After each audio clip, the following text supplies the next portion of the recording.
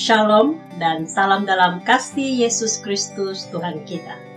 Apa kabar saudara dan saudari? Semoga Anda berada dalam keadaan yang baik dan sehat, dan sudah semestinya tetap bersemangat menghadapi apa jua cabaran kita pada saat ini. Saudara dan saudari, sebentar kita akan mendengarkan perkongsian renungan firman Tuhan. Oleh itu, jangan berganjak dari skrin Anda. Sila bersama saya untuk bersama-sama mendengarkan perkongsian renungan firman Tuhan sehingga selesai.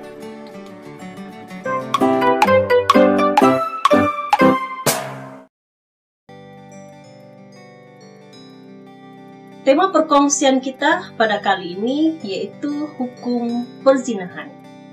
Tahukah saudara bahwa dari sejak dahulu hingga ke hari ini hukum perzinahan masih berlaku. Hukum perzinahan masih kita terapkan di dalam kehidupan kita sebagai anak-anak Tuhan. Dari sejak semula hingga ke hari ini, Tuhan menuntut kita untuk menjaga kehidupan kita, menjaga kekudusan hidup kita sebagai anak-anak Tuhan yang telah Tuhan merdekakan, yang telah Tuhan jadikan sebagai umatnya. Mari kita bersama-sama melihat dan mempelajari tema ini, yaitu hukum perzinahan. Hukum perzinahan adalah salah satu di antara ke-10 hukum yang telah Tuhan turunkan kepada Musa. Hukum perzinahan, yaitu jangan berzina, adalah yang ke-7 di antara ke-10 hukum. Adakah saudara masih ingat? Saya harap Anda masih mengingatkannya. Saudara dan saudari, bahwa ada beberapa jenis perzinahan yang tanpa kita sadar bahwa kita telah melakukan zina dalam kehidupan kita.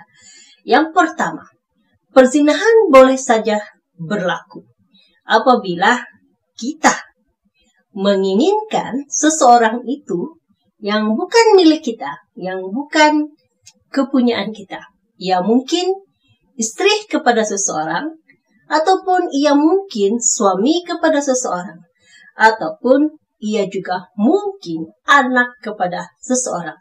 Kita mengingininya dengan pikiran, hati, secara birahi. Ya, kita menginginkannya secara kita berpikir, berfantasi, kita menghayalkannya, menjadikannya sebagai fantasi seks kita. Jadi, apabila kita berpikir seperti ini, secara tidak langsung, walaupun kita belum menyentuhnya, tetapi kita menginginkannya, menghayalkannya, memikirkannya sahaja di dalam pikiran kita, kita telah pun melakukan zina. Mari kita lihat ayat Alkitab yang membuktikan kepada kita tentang hal ini, yaitu dalam Matius pasal 5 ayat yang ke-28. Matius pasal 5 ayat 28 berkata demikian, "Tetapi aku berkata kepadamu, setiap orang yang memandang perempuan serta menginginkannya sudah berzina dengan dia di dalam hatinya." Jadi, memandang seseorang itu, menginginkannya sahaja, kita sudah melakukan zina. Jadi, hati-hati dengan apa yang kita lihat, yang kita dengar, dan yang kita baca. Pada saat ini, saudara, dunia berkata bahwa kuasa hanya di ujung jari kita saja. Kita sentuh saja screen handphone kita, screen kita punya komputer, kita cari apa saja yang kita mau, kita boleh dapatkannya. Tidak ada salah dengan hal ini, tetapi jikalau kita mencari perkara-perkara yang menjerumuskan kita kepada zina, itulah yang membuatkan kita boleh tertarik kepada lawan jenis kita, kepada bukan milik kita, dan kita memikirkan dan kita menginginkannya untuk melakukan hubungan badan. Sungguh pun kita belum menyentuhnya, belum melakukannya, tetapi memikirkannya sahaja, itu adalah zina, kata Tuhan Yesus. Yang kedua, yaitu zina boleh terjadi apabila kita melakukan zina pada orang yang tidak sah, yang bukan menjadi pasangan kita, ya, pada orang yang tidak sah. Yang kedua, zina ataupun perzinahan boleh saja terjadi apabila kita melakukan perhubungan badan dengan orang yang bukan pasangan sah kita, yang bukan memang suami kita, ataupun yang bukan istri kita. Yaitu kita lihat di dalam Roma pasal 7 ayat yang ketiga. Roma 7 ayat yang ketiga berkata demikian, jadi selama suaminya hidup, ia dianggap berzina kalau ia menjadi istri laki-laki lain. Tetapi jika suaminya telah mati, ia bebas dari hukum sehingga ia bukanlah berzina kalau ia menjadi istri laki-laki lain. Ayat yang lain, kita lihat juga dalam ayat yang lain, yaitu dalam Markus pasal 10 ayat yang ke-11. Markus 10 ayat yang ke-11 berkata demikian, lalu katanya kepada mereka, barang siapa menceraikan istrinya, lalu kawin dengan perempuan lain, ia hidup dalam perzinahan terhadap istrinya itu. Jadi perzinahan boleh terjadi jikalau pasangan suami istri itu bercerai. Sebenarnya tidak ada perceraian di dalam hukum Allah. Jikalau mau juga bercerai, apabila salah satunya menikah, manakala pasangannya yang pertama masih hidup, maka orang yang menikah ini hidup di dalam perzinahan, sama ada yang suami ataupun si istri. Jadi saudara dan saudari, apabila melakukan hubungan badan dengan orang yang bukan pasangan sah kita, itu adalah zina. Mungkin kita berkata, saya sudah menikah secara sah dengan pasangan saya yang kedua. Tetapi ingat, dari sejak semula, Tuhan tidak menghendaki perceraian. Jadi sebaiknya sebagai anak-anak Tuhan, mari elakkan perceraian. Perzinahan juga bukan saja terjadi di kalangan orang-orang yang sudah bernikah. Perzinahan juga terjadi apabila kita tidak menghargai, tidak menghormati kudusnya sesebuah pernikahan, yaitu berkumpul dahulu sebelum menikah, ataupun melakukan hubungan seks tanpa hubungan. Sungguh pun, si wanita masih single, si pria pun single. Dan mereka berkata mereka bebas untuk melakukan hubungan seks. Tetapi, itu melanggar kekudusan sesebuah pernikahan. Jadi hubungan yang dilakukan tanpa hubungan yang disahkan sebagai suami istri adalah zina. Mari kita lihat dalam Alkitab kita, yaitu di dalam Ibrani 13 ayat yang keempat berkata demikian, hendaklah kamu semua penuh hormat terhadap perkawinan, dan janganlah kamu mencemarkan tempat tidur. Sebab orang-orang sundal dan pezina akan dihakimi Allah. Hendaklah kamu semua penuh hormat terhadap perkawinan, dan janganlah kamu mencemarkan tempat tidur. Dunia hari ini sangat bangga kalau telah melakukan hubungan seks tanpa pernikahan terlebih dahulu. Mereka sangat bangga dan tanpa segan, tanpa malu mempamerkannya secara umum apa yang telah mereka lakukan. Saudara dan saudari, firman Tuhan sangat jelas. Alkitab sangat jelas memberitahu kita bahwa kita harus menghargai sesebuah pernikahan, sebuah perhubungan. Namun dunia berkata ini adalah pikiran yang kolot, pikiran yang kuno. Dunia berkata, Orang modern tidak lagi memikirkan hal-hal yang seperti ini. Gini kata mereka. Tetapi firman Tuhan ini, Alkitab ini yang digunakan pakai sepanjang zaman ini, saudara dan saudari, mengajar kita untuk menghargai dan menghormati betapa kudusnya sesebuah pernikahan. Jadi hubungan badan ataupun hubungan seks itu hanya boleh dilakukan setelah bernikah, setelah sah sebagai suami istri. Jadi firman Tuhan sangat jelas mengajar kita, memberitahu kita betapa pentingnya kita menjaga kesucian kita sebagai anak-anak Tuhan.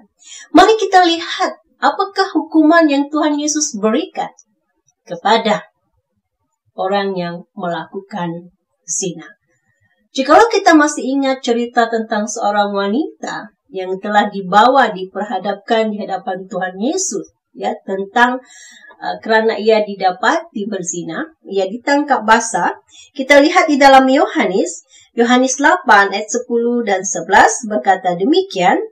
Lalu Yesus bangkit berdiri dan berkata kepadanya, "Hai perempuan, di manakah mereka?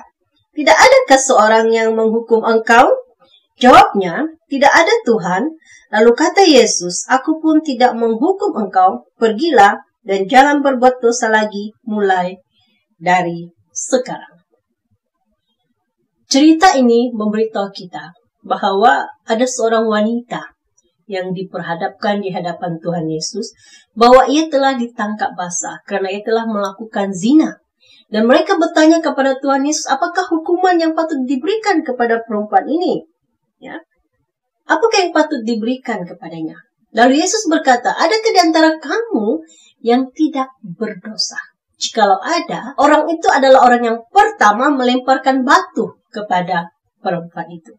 Namun tidak ada seorang pun yang melemparkan batu, karena semua manusia adalah berdosa. Jadi di dalam teks ini, cerita ini kita dapat tahu bahwa selagi kita berada di dunia ini, selagi itu kita punya kesempatan untuk bertobat. Selagi kita di dunia ini, selagi itu kita punya kesempatan untuk bertobat, selagi kita diperhadapkan, diberitahukan bahwa kita telah melakukan zina, bahwa kita telah ditangkap basah, bahwa kita telah melakukan kesalahan. Walau bagaimana cara pun itu kita diberitahu bahwa kita telah melakukan zina. Baik itu dengan cara yang memalukan, mengaibkan kita di hadapan orang. Tetapi syukurlah kalau kita telah diberitahu bahwa kita telah melakukan zina. Dan kita lihat apakah hukuman yang Tuhan Yesus berikan. Kata Yesus kepada perempuan itu. Jawabnya, tidak ada Tuhan. Lalu kata Yesus, aku pun tidak menghukum engkau. Aku pun tidak menghukum engkau. Pergilah. Yesus berkata, pergilah. Beranjaklah. Perhatikan perkataan pergilah. Pergilah maksudnya, pulanglah. Beranjaklah. Jangan berdiri di tempat kau sekarang, di tempat yang kau sekarang ini, di mana kau berdiri itu adalah di tempat kau untuk menunggu hukumanmu. Sebenarnya engkau boleh mengubah kedudukan engkau. Daripada menunggu hukumanmu, daripada engkau dihukum menjadi orang yang tidak jadi dihukum. Pergilah, beranjak. Berpindahlah daripada menjadi orang yang sepatutnya dihukum. Selagi Anda masih di dunia, selagi itu Anda boleh mengubah ceritamu. Selagi itu engkau boleh mengubah daripada dihukum menjadi orang yang tidak jadi dihukum. Karena belas kasihan Tuhan. Dan Yesus berkata, pergilah dan jangan berbuat dosa lagi. Bukan saja sekadar berpindah daripada menjadi orang yang sepatutnya dihukum kepada orang yang tidak jadi dihukum, tetapi Yesus berkata jangan berbuat dosa lagi. Jadi sangat jelas, zina ataupun perzinahan adalah dosa. Jadi saudara dan saudari, sangat penting kita menghindari dosa. Zina.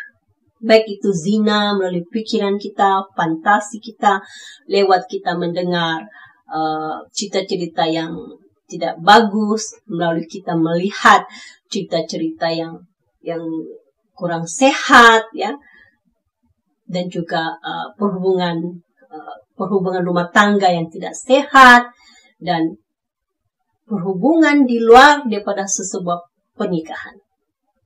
Mari kita elak itu terjadi dalam kehidupan kita. Karena kita boleh menjadi orang yang tidak dihukum. Dan Tuhan masih memberi kita kesempatan untuk bertobat. Untuk mengubah cerita hidup kita. Daripada orang yang dihukum menjadi orang yang tidak dihukum. Mengapakah kita harus menjaga kehidupan kita? Supaya kita tidak hidup dalam perzinahan. Tidak terjerumus dalam perzinahan. Karena Allah itu adalah kudus. Dari sejak semula, manusia itu dicipta menurut gambar dan rupa Allah.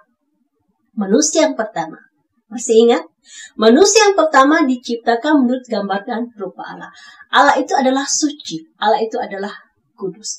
Jadi bagaimana mungkin kita anak-anak Tuhan yang sudah dimerdekakan, yang sudah percaya kepada Tuhan merusakkan gambar Allah yang ada pada kita itu. Dan mengapa kita harus menjaga kesucian kita, kekudusan kita? Karena zaman ini adalah zaman anugerah, zaman Roh Kudus. Yesus berkata, akan pergi kepada Bapa, tetapi akan mengirim Roh penghibur kepadamu. Roh Kudus akan memimpin kita, menolong kita melalui hidup kita. Apa yang harus kita lakukan dalam kehidupan kita di saat-saat akhir ini, saudara? Kita sangat-sangat memerlukan pimpinan Roh Kudus, pimpinan Roh Allah. Tanpa Roh Kudus, tanpa Roh Allah, kita tidak dapat melakukan sesuatu yang hebat, sesuatu yang luar biasa. Kita tidak dapat hidup dengan bijaksana di dalam kita menghadapi kehidupan yang sukar pada masa kini. Jadi kita sangat mementingkan Roh Kudus. Tetapi bagaimana Roh Kudus ini? Bagaimana Roh Allah ini boleh mendampingi kita? Boleh hidup dalam kehidupan kita jikalau kita hidup di dalam perzinahan. Jikalau kita masih melihat hal-hal yang kotor, hal-hal yang jelek. Kalau kita masih tidak menghargai pernikahan kita, tidak menghargai kudusnya sesebuah perkawinan. Oleh itu saudara dan saudari, marilah kita menjaga hidup kita. Kenapa? Karena Allah itu adalah kudus. Mari kita lihat di dalam 1 Petrus 1 ayat 14 hingga ayat yang ke-16 berkata demikian, hiduplah sebagai anak-anak yang taat, dan jangan turuti hawa nafsu yang menguasai kamu pada waktu kebodohanmu. Tetapi hendaklah kamu menjadi kudus dalam seluruh hidupmu, sama seperti Dia yang kudus, yang telah memanggil kamu. Sebab ada tertulis, kuduslah kamu sebab aku kudus. Jadi mari kita berusaha menjaga hidup kita. Karena Allah kita adalah Allah yang kudus. Dan kita sangat-sangat memerlukan pimpinan Roh Kudus dalam hidup kita. Dalam kita menghadapi saat-saat akhir ini, saat-saat yang sukar, saudara dan saudari. Kita perlu kekuatan, pengharapan, penghiburan, hikmat, dan pimpinan daripada Roh Kudus. Demikianlah perkongsian kita pada kali ini. Semoga Anda diberkati. Kita bertemu lagi di lain perkongsian.